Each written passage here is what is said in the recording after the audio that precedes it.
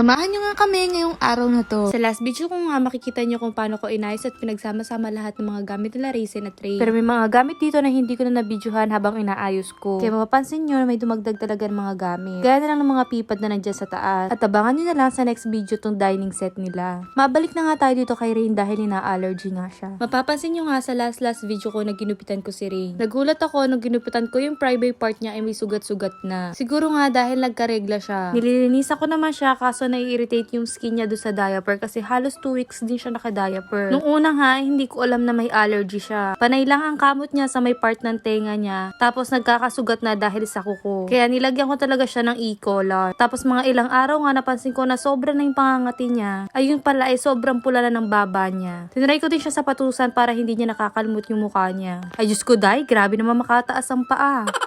Ang kaso nga lang, nadidilaan niya pa rin yung mga private part niya ay may sugat nga. Kaya binalik ko sa E-collar. At natutuwa nga ako dito kay Raisin kasi alam niya na kung nasan yung hagdan niya. Biscuit nga pala yung nasa bunganga niya. Dahil nag-ayos nga ako ng kwarto at diyan ko na nilagay yung hagdan niya para hindi na makita dito sa part ng pagpasok sa kwarto ko. 3 beses ko pa nga lang tinuro sa kanya na doon ko na nilagay yung hagdan niya at alam niya na agad. Diyos ko day, napakatalino.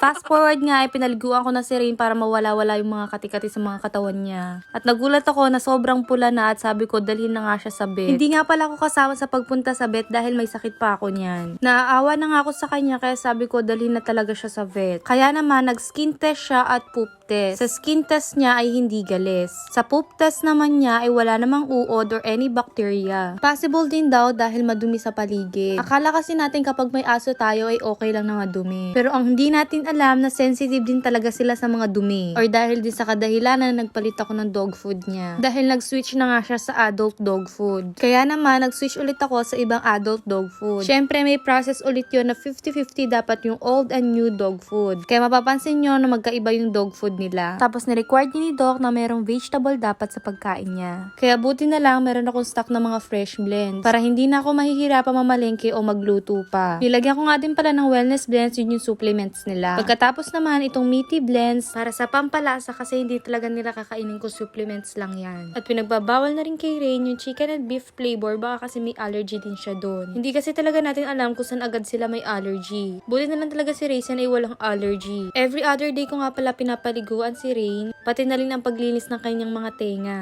At para hindi siya magka-bacteria at hindi siya magkamot-kamot pa. Hinihimas-himas ko nga siya para hindi siya ma-stress. Meron nga din siya tinitake na medicine for 1 week. Naging okay na nga din pala ay nasa private part niya. Kaya naman, ang ginagamot ko naman ay nasa baba niya kasi ang pula talaga. Ini-sprayan ko nga lang din pala tong Argent Plus. Hindi nga lang pala to sa mga sugat, kundi pwede rin sa mga paligid nila para maalis yung mga bacteria. 4 times a day ko nga pala ini-spray yan at tingnan nyo naman na wala-wala na yung pamumula niya. Abangan nyo na lang yung next video ko sa update ni Rain.